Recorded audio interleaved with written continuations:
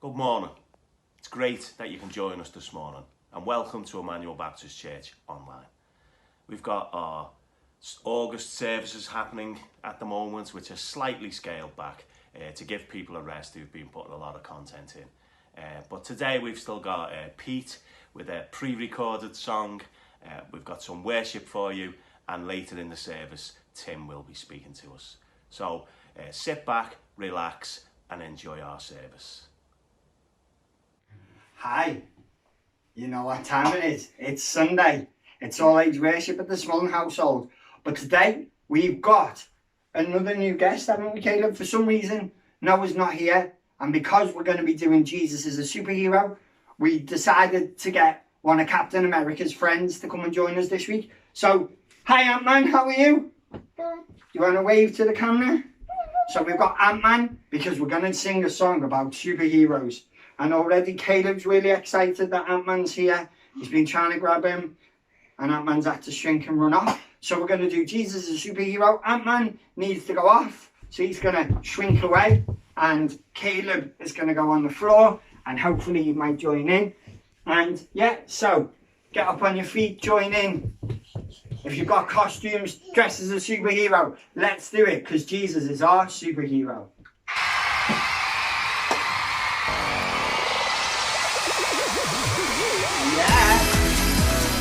Go, fly around, up and down, and clap.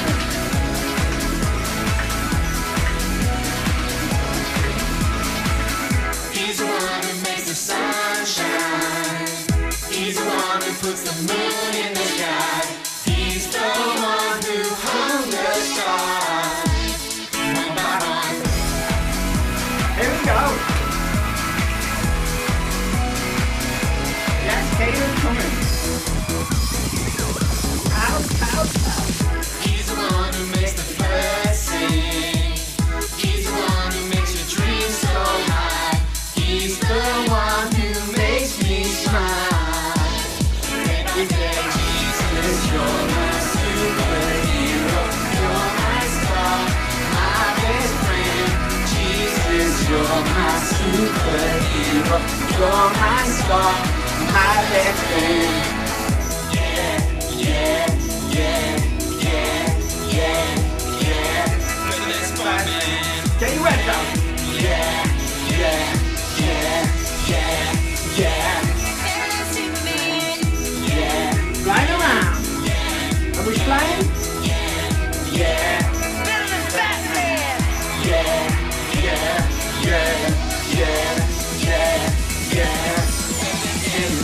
Jesus, you're my superhero. You're my star, my best friend. Jesus, you're my superhero. You're my star, my best friend. Jesus, you're my superhero. You're my star, my best friend. Jesus, you're my superhero. You're my star, my best friend. Here we go.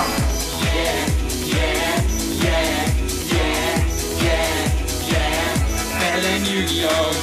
Better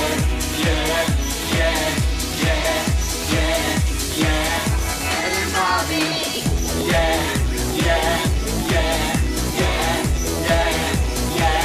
Better than X-Men!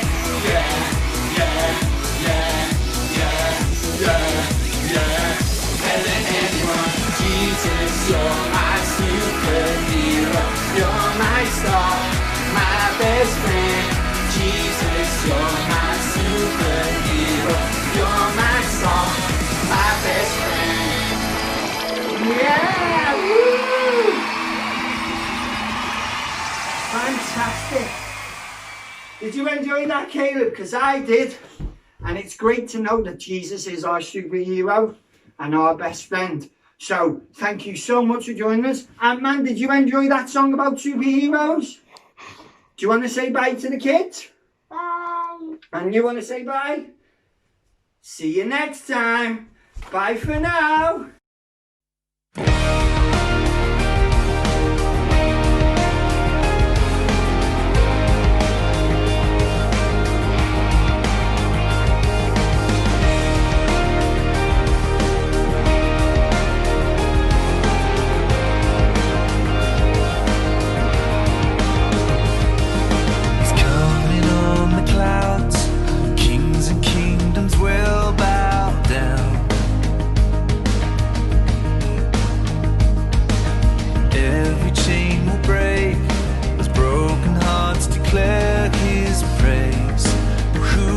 stop the Lord Almighty? Our God is the Lion of Judah. He's roaring with power and fighting our battles. Every knee will bow before him. Our God is the Lamb that was slain for the sins of the world. His blood breaks the chains. Every knee will bow before the Lion and the Lamb. Every knee will bow before him.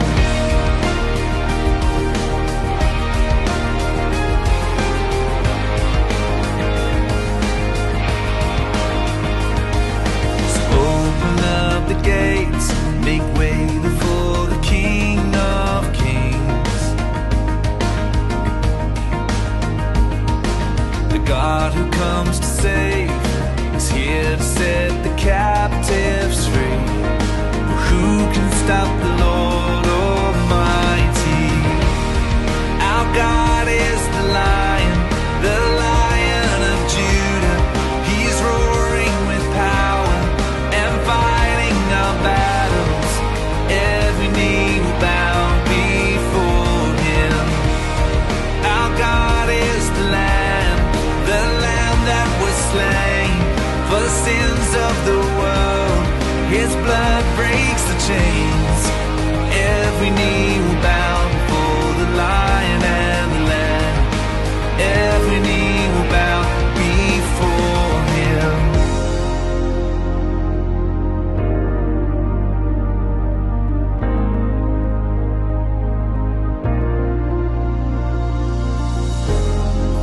Who can stop the Lord Almighty? Who can stop the Lord Almighty? Who can stop the Lord Almighty? Who can stop the Lord Almighty? Who can stop the Lord Almighty? Who can stop the Lord Almighty? Who can stop the Lord Almighty? Who can stop the Lord? Our God is the Lion of Judah. He's roaring with power and fighting our battles. Every knee will bow before him. Our God is the Lamb that was slain for the sins of the world. His blood breaks the chains. Every knee will bow before the Lion and the Lamb. Every knee will bow before him.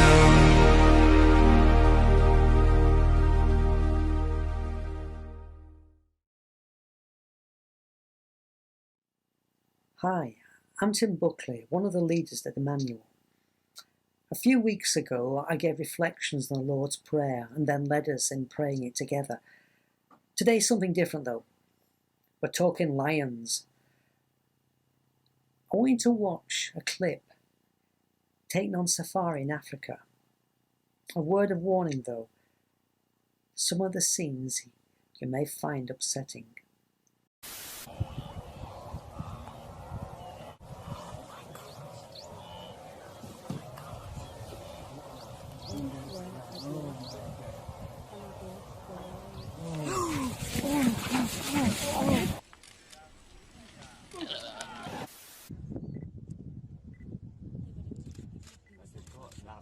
Jackson, you got this.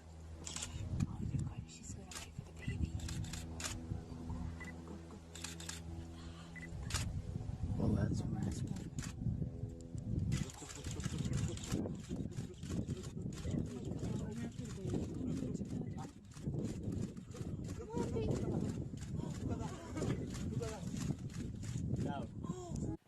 They're amazing animals, aren't they?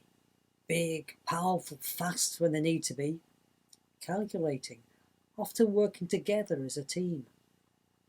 It's no wonder they're called kings of the jungle. What do you think of the lion's prey, though? People on the film gasped when the lion took the prey.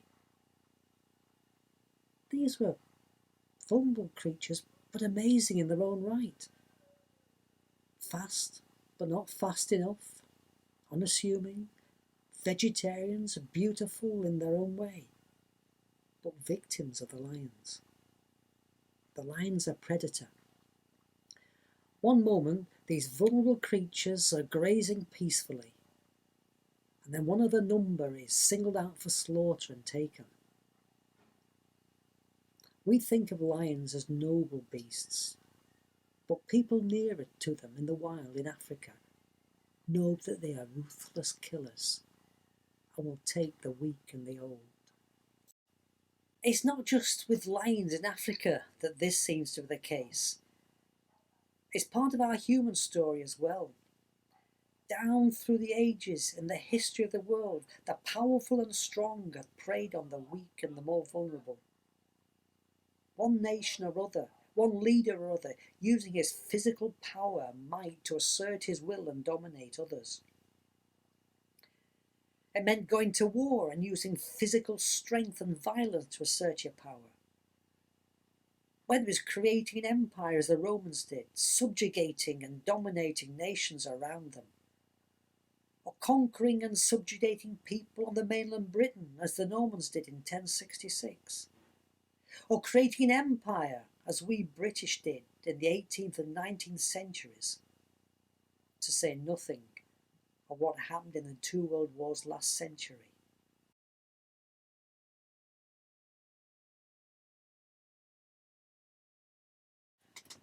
One group, it seems, has always been dominating another. But it's not just in warfare. One of the blots on the history of the world that we're having to face now is slavery, and the effect that it still has on our world. Africans captured other Africans and sold them to Europeans, who transported them to the West Indies and Americas, where they were held in subjugation by the people who bought them. They were brutally treated to keep them subjugated. It was justified by white people believing that they were superior to black people. It was part of the belief system at the time and supported the violence that one man dealt to another man. Money has been a source of power, and wealthy men have dominated and oppressed those with little.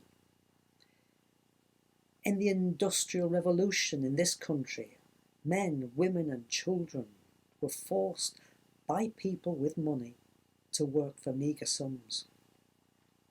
So the employers grew wealthy on the backs of many people who were subjugated to live in poor housing conditions and with little quality food. The Bible gives a different picture though. Isaiah paints a different picture of a lion. Gone is the powerful, dominating hunter, and in its place is a vegetarian. It's in Isaiah chapter 11. Here it is. The wolf will live with the lamb. The leopard will lie down with the goat. The calf, the lion, and the yearling together. And a little child will lead them. The cow will feed with the bear. Their young will lie down together. The lion will eat straw like an ox. The infant will play near the hole of a cobra, and the young child will put his hand into the viper's nest. They will neither harm nor destroy on all my holy mountain, for the earth will be filled with the knowledge of the Lord as the waters cover the sea. It's a different picture, isn't it? It says that one day the calf, the lion, and the young deer will all be taken for a walk, by a child. It paints a picture of security, of harmony. The artist William Strutt put many of the elements of these verses together and painted a composite picture of the verses. It's called A Little Child Shall Lead Them. It may seem sentimental to us today, the child being dressed in a long white dress, but nevertheless it depicts what these verses describe. It holds out the hope that one day the world will be different. That one day there will be no more predatory lions, leopards or wolves. The weak and the vulnerable, lamb, calf and child, will no longer be in fear of being dominated and oppressed by the strong and powerful, but will live in peace and harmony.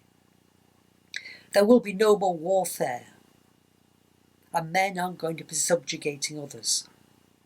There will be no more inequality between races, and men of all colours are going to live together.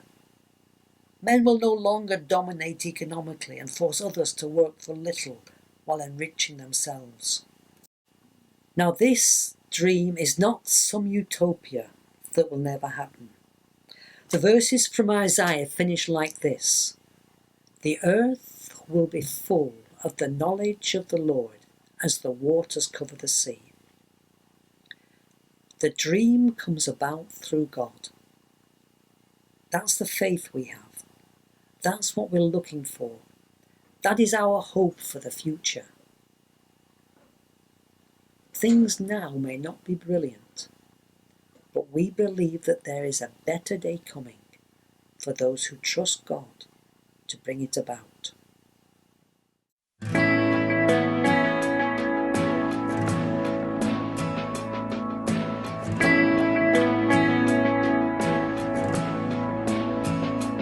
The splendor of the King, clothed in majesty, let all the earth rejoice, all the earth rejoice. He wraps himself in light, darkness tries to hide, trembles at his voice, and trembles at his voice. How great is our God!